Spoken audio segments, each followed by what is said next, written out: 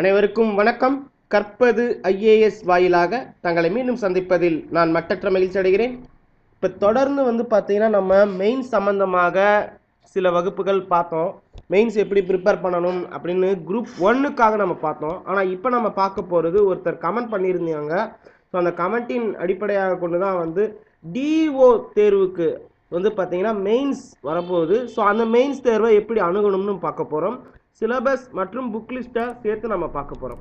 சரி, இந்த district education officer இந்த எக்ஸாம் பார்த்தீங்கன்னா உங்களுக்கு குரூப் 1 எக்ஸாமுக்கு ஒரு நாள் முன்னாடி நடந்துச்சு. 2ஆம் தேதி நடந்துச்சு இந்த எக்ஸாமு. இந்த எக்ஸாமுடைய வேக்கன்சி பார்த்தீங்கன்னா வெறும் 18+2 மொத்தம் 20 தான். ஓகேங்களா? கேரி ஃபேர்வோட போன வருஷம் இல்லாதது ஒன்று வந்திருக்கு. ஓபிசியிலேருந்து ஒன்றும், எஸ்சியிலேருந்து ஒன்று வந்திருக்கு. ஸோ அதுதான் மொத்தம் 20 வேக்கன்சி. இதனுடைய சேலரி, பே ஸ்கேல் இதெல்லாம் உங்களுக்கு தெரியும். ஸோ இப்போ பார்த்தீங்கன்னா மெயின்ஸுக்கான ஃபீஸ் 200 சொல்லியிருக்கிறாங்க. இந்த எக்ஸாம் பார்த்தீங்கன்னா உங்களுக்கு ப்ரிலிமினரி எக்ஸாம் குரூப் 1 தேர்வுக்கு ஒரு நாள் முன்னாடி நடந்துச்சு. இது ஏற்கனவே உங்களுக்கு தெரியும். இந்த ப்ரிலிம்ஸ் பார்த்தீங்கன்னா அப்படியே குரூப் 1 ப்ரிலிம்ஸ் எப்படியோ அதே மாதிரி தான். ஜென்ரல் ஸ்டடீஸ், மென்டல் எபிலிட்டி, மொத்தம் 200 கேள்விகள். 150 ஜென்ரல் ஸ்டடீஸுக்கு, 50 பார்த்தீங்கன்னா ஜென்ரல் மென்டல் எபிலிட்டிக்கு இருக்கும். ஸோ மொத்தம் 300 மார்க்கு, 200 கேள்வி, 3 மணி நேரம். மெயின்ஸும் பார்த்தீங்கன்னா ஏறக்குறைய சிமிலர் டு குரூப் 1 மெயின்ஸ் தான். ஸோ அதில் ஒரு சில மாற்றங்கள் இருக்குது. ஸோ நீங்கள் பார்க்கலாம். இப்போ குரூப் 1உடைய மெயின்ஸ் பார்த்தீங்கன்னா சில நியூ பேட்டர்ன் எல்லாம் கொண்டு வந்திருக்காங்க. ஸோ அது உங்களுக்கு தெரியும். நான் ஆல்ரெடி சொல்லியிருக்கேன் அதை பற்றி. சரி, இந்த போஸ்ட் நான் ஏற்கனவே சொல்லியிருக்கேன். இதனுடைய ரிசல்ட் எல்லாம் பார்த்தீங்கன்னா உங்களுக்கு ஏப்ரலில் வரும்னு சொல்லியிருக்கிறாங்க. ப்ரிலிம்ஸோடைய ரிசல்ட் ஏப்ரலில் வரும் அப்படின்னு சொல்லியிருக்கிறாங்க. பட் ஆனால் நீங்கள் பார்த்தீங்கன்னா இது ஏப்ரலில் வருமா அப்படிங்கிறது சில டவுட் தான். ஏன் அப்படின்னா குரூப் 1க்கானது பார்த்தீங்கன்னா உங்களுக்கு குரூப் 1ல் மார்ச் மாதம் பார்த்தீங்கன்னா எக்ஸாம் நடந்துச்சு. மார்ச் 3ஆம் தேதி. அதுக்கு ஒரு நாள் முன்னாடி தான் இந்த தேர்வு நடந்துச்சு. சனிக்கிழமை, முதல் முறையாக சனிக்கிழமை நடந்துச்சு. ஸோ மார்ச் மாதம் நடந்த எக்ஸாம் ரிசல்ட் மார்ச்சே வெளியிடப்படும்னு சொல்லியிருந்தாங்க அஃபிஷியலாக. அதாவது 6/3/2019 படி பார்த்தீங்கன்னா மார்ச்லேயே குரூப் 1 ரிசல்ட்னு சொல்லியிருந்தாங்க. ஆனால் இன்னும் வரலை. ஸோ அதே மாதிரி தான் இதுவும் வருமாங்கிறது சந்தேகம். பட் வந்தால் சந்தோஷம். ஓகேங்களா? சரி, இப்போ இந்த எக்ஸாம் மெயின்ஸ் எப்படி அணுகணும்? இப்போவே எனக்கு தெரியும் சார், நான் இவ்வளோ வந்திருக்கிற மாதிரி எனக்கு தோணுது, நான் கிளியர் பண்ணிடுவேன் ப்ரிலிம்ஸு அப்படின்னு நினைக்கிற எல்லோருமே பார்த்தீங்கன்னா மெயின்ஸ் எப்படி ப்ரிப்பேர் பண்ணணும், அதற்கு தேவையான புத்தகங்கள் என்னென்னு நம்ம பார்க்கலாம்.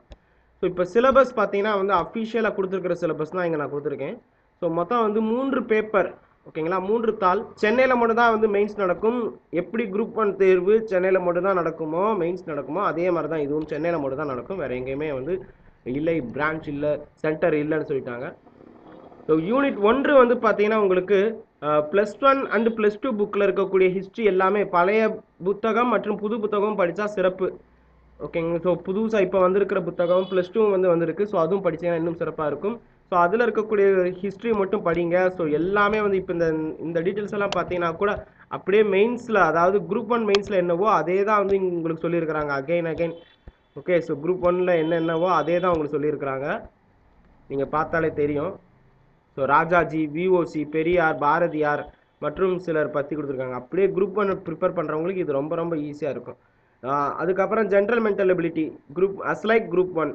ஓகே. ஸோ இதுக்கு பார்த்தீங்கன்னா RS அகர்வால் படிங்க போதும். ப்ளஸ் 6th ஸ்டாண்டர்ட்லேருந்து 10th ஸ்டாண்டர்ட் வரைக்கும் இருக்கக்கூடிய மேக்ஸை பண்ணி பார்க்கணும். அண்டு இங்கே +1, அதாவது 11ஆம் வகுப்பு கம்ப்யூட்டர் சயின்ஸ் புத்தகத்தில் இருக்கக்கூடிய சில டேட்டாஸ் ரொம்ப ரொம்ப முக்கியம். பேசிக் இன் கம்ப்யூட்டர் அண்ட் டெர்மினாலஜியில் பார்த்தீங்கன்னா உங்களுக்கு அதில் இருந்தால் கேட்பாங்க. ஸோ அதனால தான் இது. அதுக்கடுத்து ரொம்ப சவாலானது இதுதான். நிறைய சிலபஸ் இருக்குது. நிறைய படிக்க வேண்டியதும் இந்த பகுதி தான். யூனிட் 3 தான். ஓகேங்களா? ஸோ யூனிட் 3ல் பார்த்தீங்கன்னா சயின்ஸ் அண்ட் டெக்னாலஜி பற்றி கொடுத்துருக்காங்க. இந்தியா அண்டு தமிழ்நாடுல இருக்கக்கூடிய வளர்ச்சி அடைந்த அறிவியல் மற்றும் டெக்னாலஜி சம்மந்தமாக, ஓகேங்களா, தொழில்நுட்பம் சார்ந்த கேள்விகள் எல்லாம் கேட்பாங்க. ஸோ அதுக்கு நீங்கள் பண்ண வேண்டியது ஜியாகிரஃபி வரும். நேச்சர் ஆஃப் யூனிவர்ஸ்லேருந்து ஆரம்பித்து ஜியாகிரஃபி ஒரு சிலது நீங்கள் படிக்க வேண்டியது இருக்கும். அதுக்கப்புறம் பார்த்தீங்கன்னா ஃபிசிக்ஸ் +1 +2 ஃபிசிக்ஸ் நீங்கள் படிக்கணும். கெமிஸ்ட்ரி படிக்கணும். ஸோ ஃபிசிக்ஸ் எல்லாம் பார்த்துக்கோங்க. நான் ஹைலைட் பண்ணி வச்சுருக்கிறேன். எல்லாமே போல்டு லெட்டரில் பிளாக் அண்ட் ரெட், இதெல்லாம் ரொம்ப ரெட் கலரில் பண்ணியிருக்கலாம். ரொம்ப முக்கியமானது. ப்ளஸ் கொஞ்சம் டஃப்பாகவும் இருக்கும் சில பேருக்கு.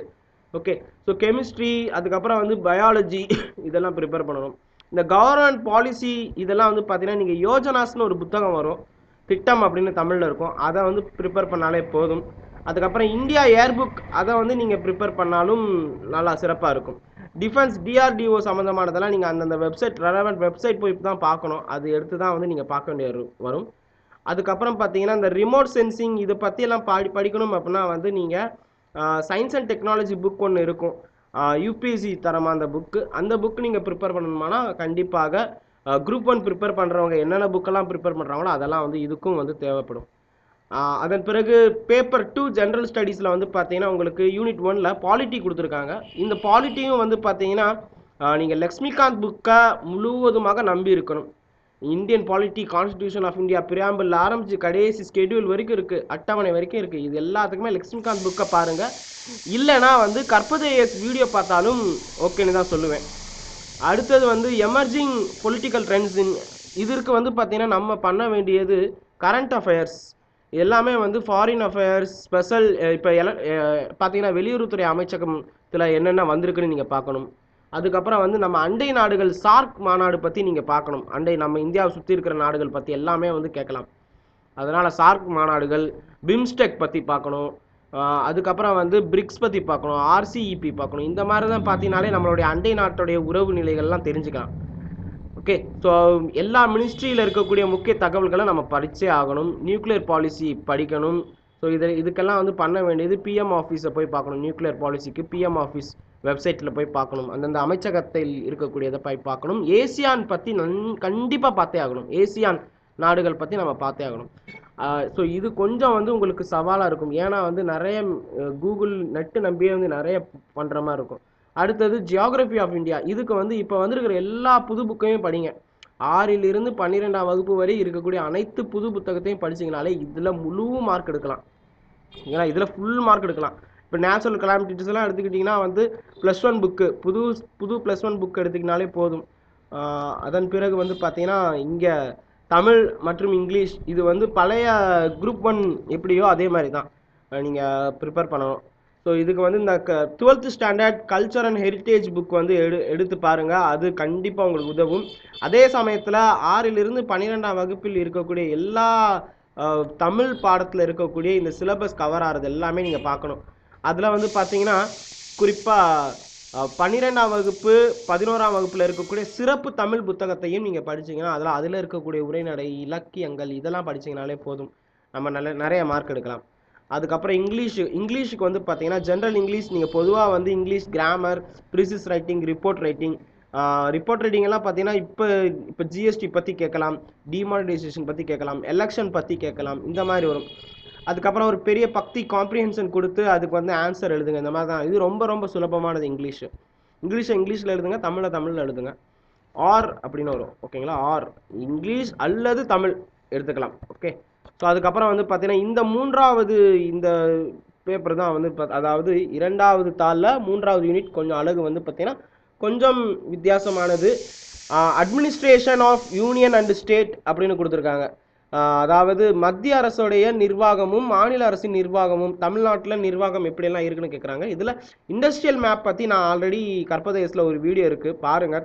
தமிழ்நாடு இண்டஸ்ட்ரியல் மேப் பற்றி, நேச்சுரல் கலாமிட்டிஸ் இதெல்லாம் நீங்கள் +1 புக் ஏற்கனவே சொன்ன மாதிரி. அதுக்கப்புறம் வந்து இந்த கவர்மெண்ட் பற்றி இந்த ஸ்கீம்ஸ் இருக்குல்ல, அது வந்து நான் அண்ணா அகாடமியில் வீடியோ போட்டிருக்கேன், அதையும் நீங்கள் பார்க்கலாம். இல்லைனா இதுலேயும் நான் வந்து கூடிய சீக்கிரத்தில் எல்லா கவர்மெண்ட் ஸ்பான்சர் ஸ்கீம்ஸ் பற்றி, அதுவும் சென்ட்ரல் சிஎஸ்எஸ்ன்னு சொல்லுவாங்க, சென்ட்ரல் ஸ்பான்சர் ஸ்கீம்ஸ் பற்றி நான் வந்து உங்களுக்கு கொடுக்குறேன். அதுவும் தமிழ்நாடு ரிலேட்டடாக கேட்டிருக்காங்க, ஓகேங்களா? ஸோ அதன் பிறகு வந்து நீங்கள் மத்திய அரசு சார்ந்த இன்ஃபர்மேஷனும் பார்க்கணும், மாநில அரசு சார்ந்தும் பார்க்கணும். ஸோ அதனால தான் இங்கே வந்து யூனியன் அண்ட் ஸ்டேட்னு கொடுத்துருக்காங்க. ஸோ பப்ளிக் சர்வீஸ் ஆர்டிகிள் 315 என்ன இருக்குது, இந்த மாதிரிலாம் பார்க்கணும்.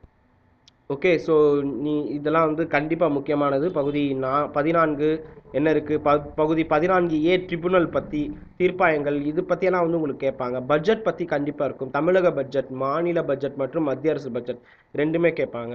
ஸோ கூடிய ஒரு பட்ஜெட் சம்மந்தமாக உங்களுக்கு 1 வேர்ட் வந்து நான் கொடுக்குறேன், அது பாருங்கள். ஆனால் இப்போ நீங்கள் மெயின்ஸுக்கு ப்ரிப்பேர் பண்ணுறது எல்லாமே வந்து முழுவதுமாக எழுதணும், டிஸ்கிரிப்டிவாக எழுதணும். 10ஆம் வகுப்பில் நம்ம எப்படி எழுதணுமோ அதே மாதிரி எழுதணும், அதுதான் முக்கியம்.